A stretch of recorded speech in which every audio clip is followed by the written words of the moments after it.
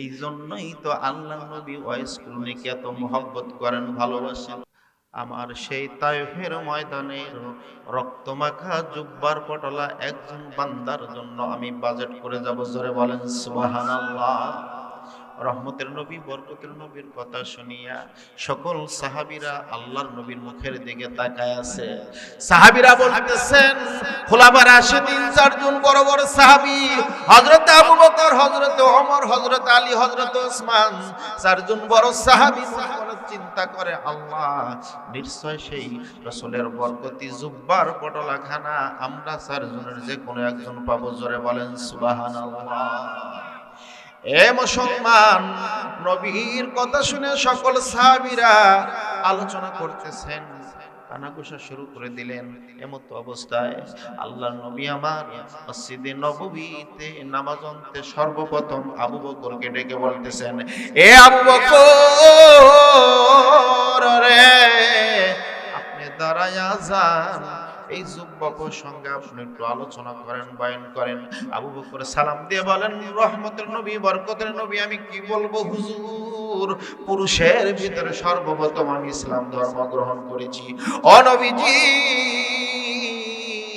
আপনি বলেছেন সমস্ত মুমিনের ইবাদত যদি দাড়ির এক পাল্লায় রাখা যায়, আর আমি আবু বকরের ইবাদত যদি দাড়ির এক পাল্লায় রাখা যায়, আমার পাল্লাটাই বেশি ভারী হবে, জোরে জোরে বলেন সুবহানাল্লাহ। ও নবীজি, শুধু তাই নয়, আমার কলিজার টুকরা আয়েশা সিদ্দিকাকে আপনার খাদেমা বানিয়ে দিয়েছি।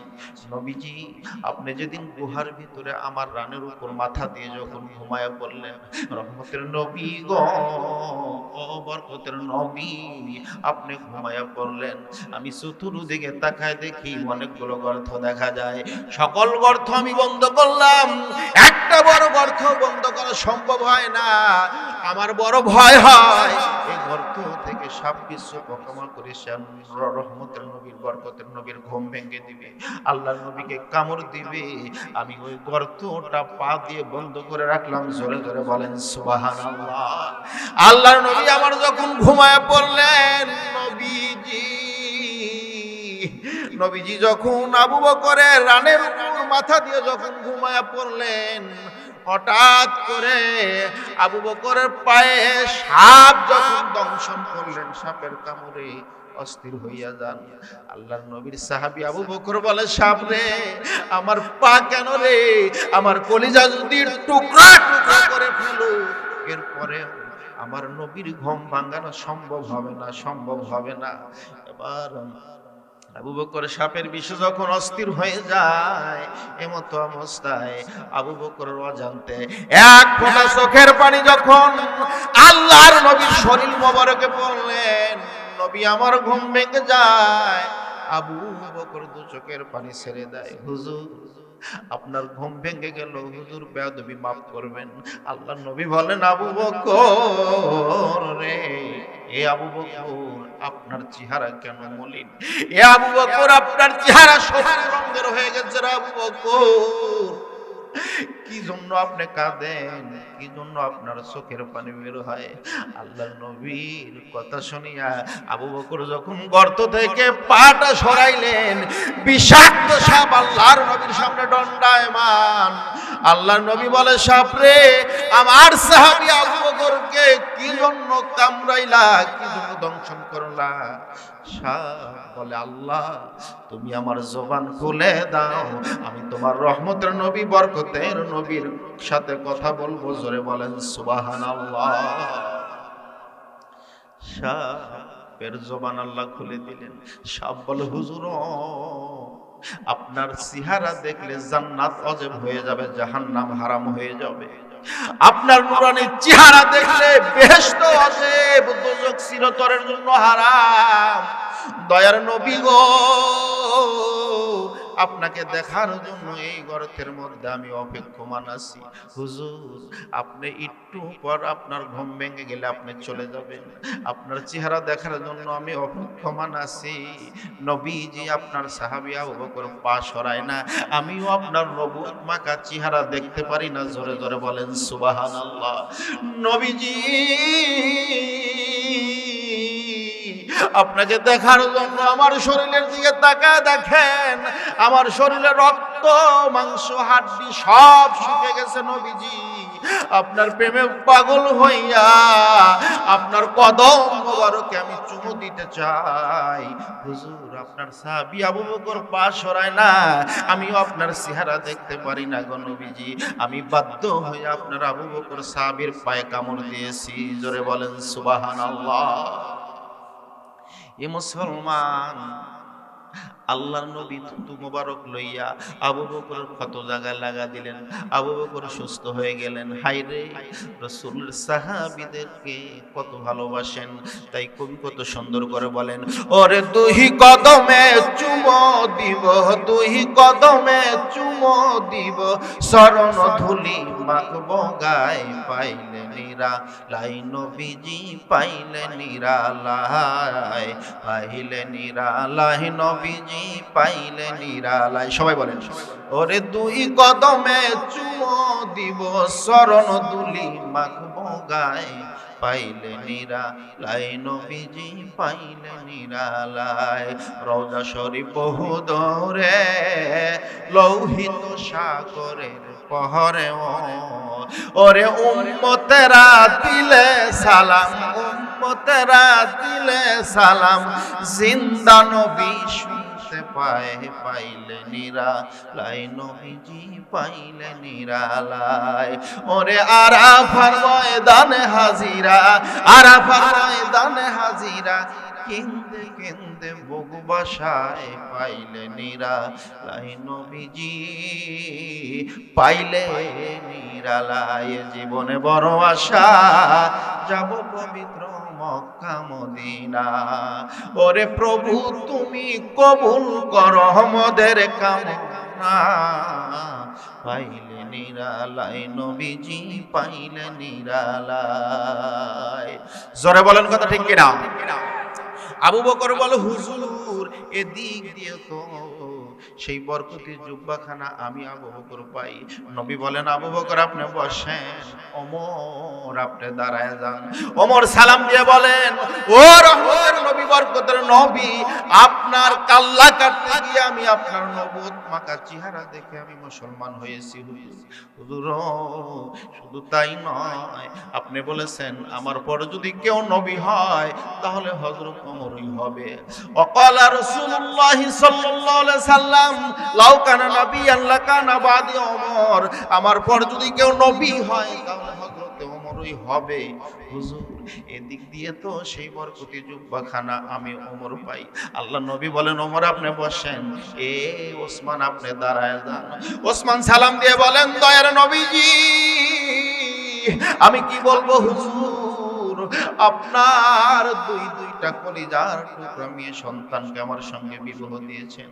আপনি বলেছেন আর একটা কন্যা থাকলে আমি ওসমানের সঙ্গে বিবাহ দিতাম। হুজুর, এদিক দিয়ে তো সেই বরকতি জুব্বাখানা আমি ওসমান পাই। আল্লাহ নবী বলেন, ওসমান আপনি বসেন, এ আলী আপনি দাঁড়ায় যান। আলী সালাম দিয়ে বলে, হুজুর, আমি আপনার একজন গরিব সাহাবী, আমার বাড়িতে যখন রান্না না হয় আপনার বাড়িতে খাই, আপনার বাড়িতে যখন রান্না না হয়, আমি যখন ক্ষুধার তাড়নায় অস্থির হয়ে যাই, পিঠ আর পেট যখন আমার একসাথে লেগে যায়, আমি যখন টান টান হয়ে দাঁড়াইতে পারি না নবীজি,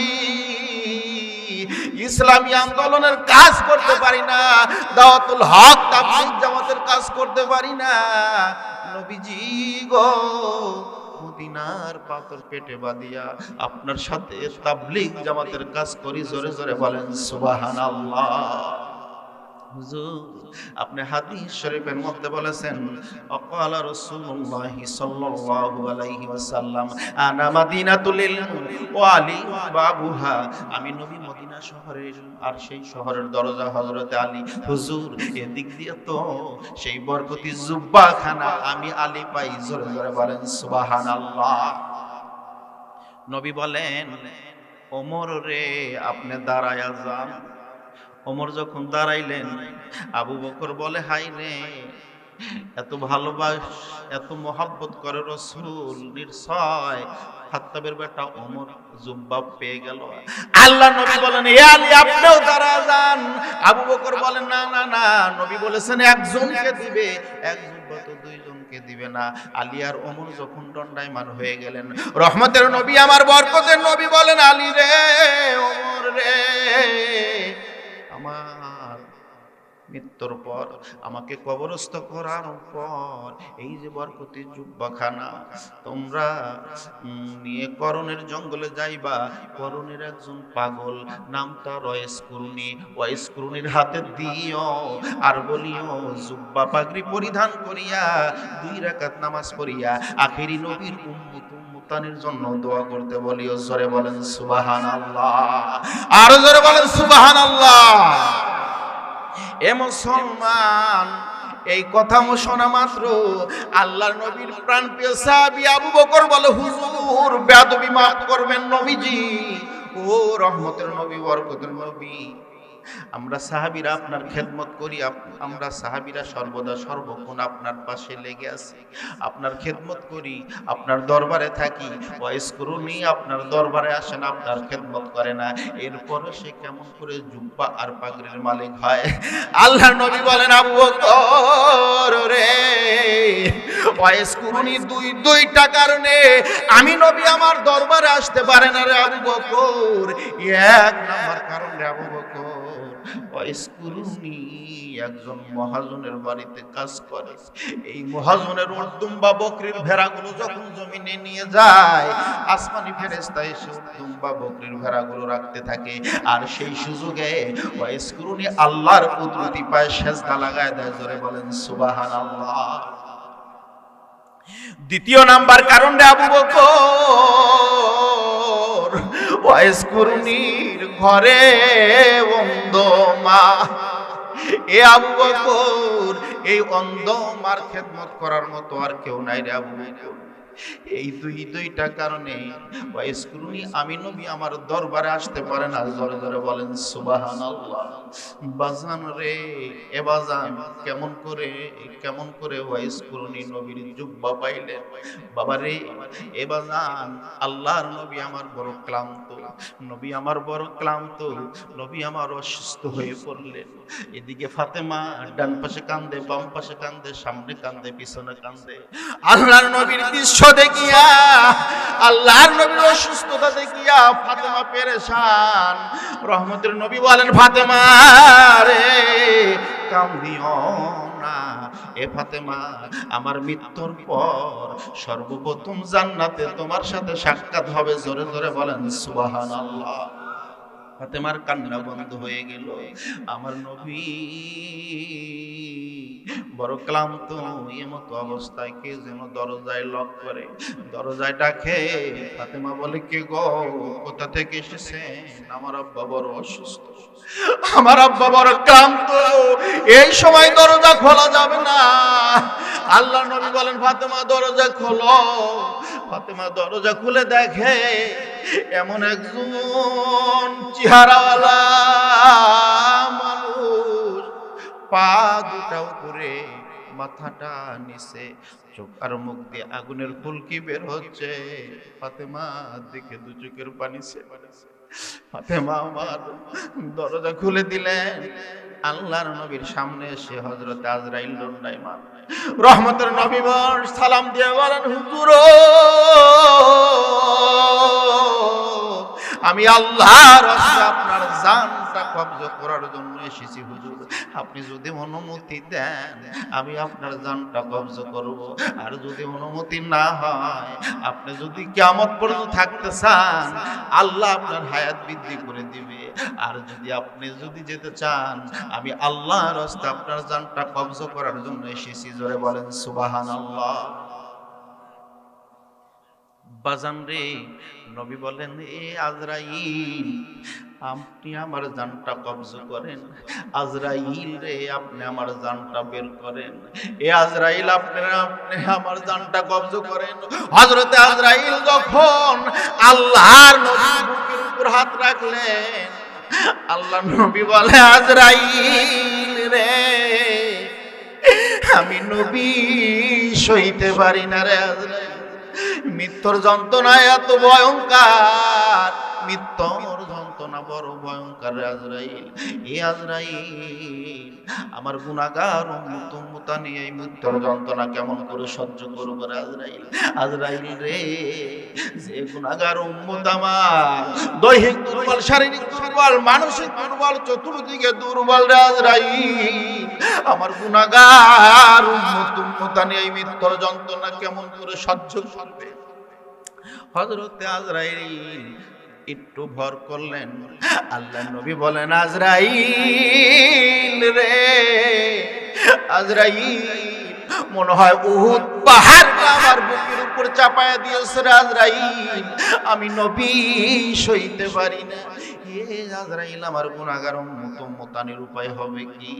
আর আজরাইল বলে, হুজুর, আপনার যারা নেককার উম্মত উম্মতানি হবে, আমি আজরাইল তার জান এমন ভাবে বের করব, যেমন শিশু বাচ্চা তার মার স্তনে দুধ খাইতে খাইতে ঘুমায়া যায়, মা টের করতে পারে না সন্তান কোন সময় ঘুমিয়ে পড়েছে। জোরে বলেন সুবহানাল্লাহ।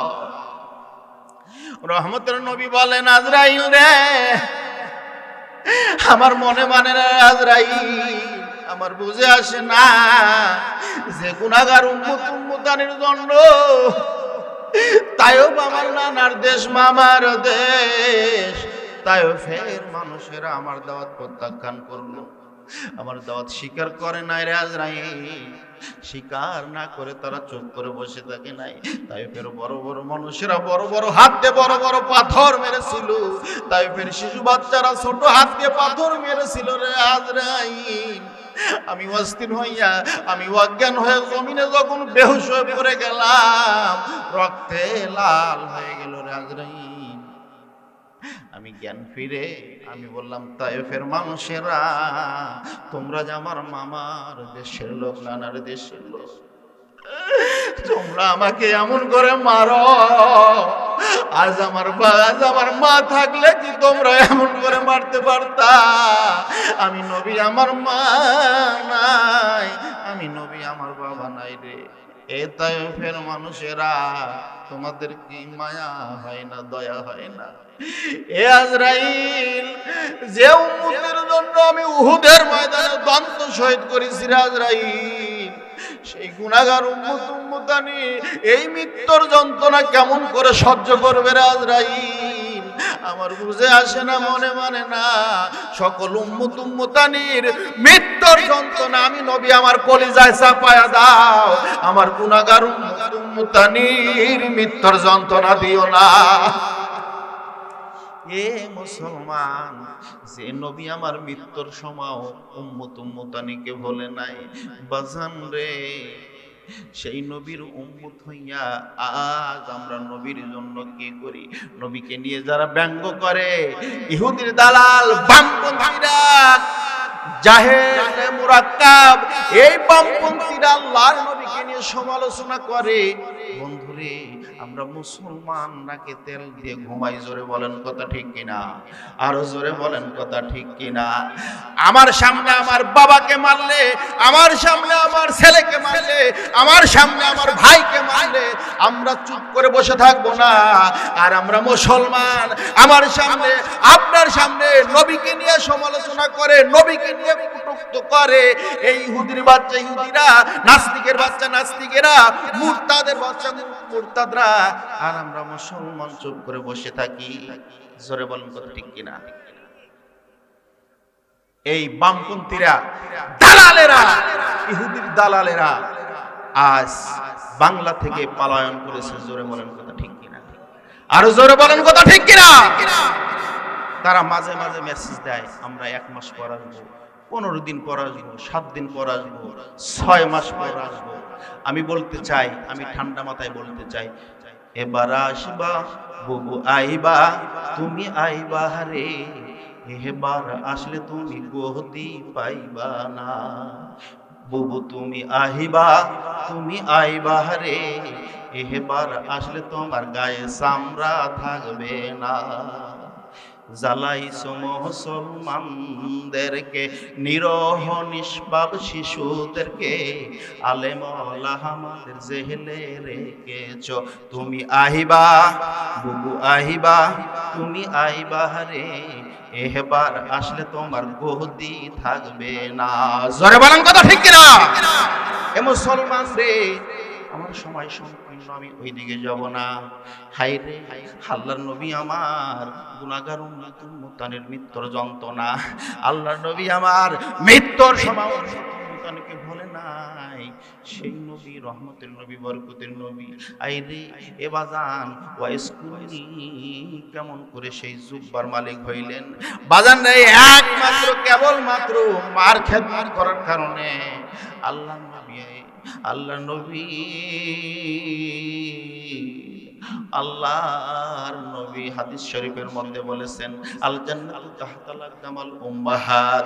আল্লাহ নবী বলেন, নিশ্চয় মার পার নিচে সন্তানের জান্নাত, মার পার নিচে ছেলে মেয়ের জান্নাত। জোরে জোরে বলেন কথা ঠিক কিনা? এ বাজান রে, একদিন ওয়াইসকুনি মাকে বলতেছে, মা তুমি যদি অনুমতি দাও, আমি আল্লাহ, আমি ওয়াইসকুনি, আমি আল্লাহ নবীর সাথে সাক্ষাৎ করব, নবীজির সাথে একটু দেখা করব। মা মারে, নবীর চেহারা দেখলে জান্নাত অজীব হয়ে যাবে, জাহান্নাম চিরতরের জন্য হারাম হয়ে যাবে। ওয়াইসকুনির মা বলতেছে, বেটা রে, আমাকে দেখাশোনা করার মতো আর কেউ নাই বাবা, তুমি যাইবা, আমি অসুস্থ, কে আমাকে দেখভাল করবে, কে আমাকে দেখাশোনা করবে? বাবা আমি সুস্থ হই, তারপর তুমি যাও। এবার ওয়াইসকুনি মার খেদমত করতেছেন, খেদমত করতে করতে করতে করতে গভীর রাতে একদিন ওয়াইসকুনি মার পা ধরে কান্দে আর বলে, মা আমার জান্নাত আমাকে দাও গো মা, আমার বেহেশত আমাকে তুমি দাও গো মা, ও মা আমার জান্নাত তুমি আমাকে দাও গো মা। মা গভীর রাতে বলে, বাবা কে তুমি, কোথা থেকে এসেছো? ব্যাপারে তুমি কি জন্য এই গভীর রাতে তুমি পা ধরে কাঁদো? কি হয়েছে, কি হয়েছে তুমি বলো না, তুমি বলো কি জন্য তুমি ক্রন্দন করো? বলে, মা তুমি যদি অনুমতি দাও, আমি নবীর দরবারে যাব, নবীর চেহারা খানা দেখবো। জোরে বলেন সুবহানাল্লাহ। ওয়াইসকুনি বলতেছে, মা বলতেছে, বাবা তুমি যাইবা, নবী থাকলে দেখা করা মাত্র চলে আসবে, নইলে সঙ্গে সঙ্গে তুমি চলে আসবে। এবার ওয়াইসকুনি মার অনুমতি লইয়া আল্লাহর নবীর দরবারে চলে যায়। নবীর দরবারে গিয়ে দেখে অনেকগুলো সাহাবারা তিনি আলোচনা করতেছেন। রহমতের নবী আমার, বরকতের নবী আমার নাই, দরবারে নাই। সাহাবীরা বসে আছেন, আলোচনা করতেছেন।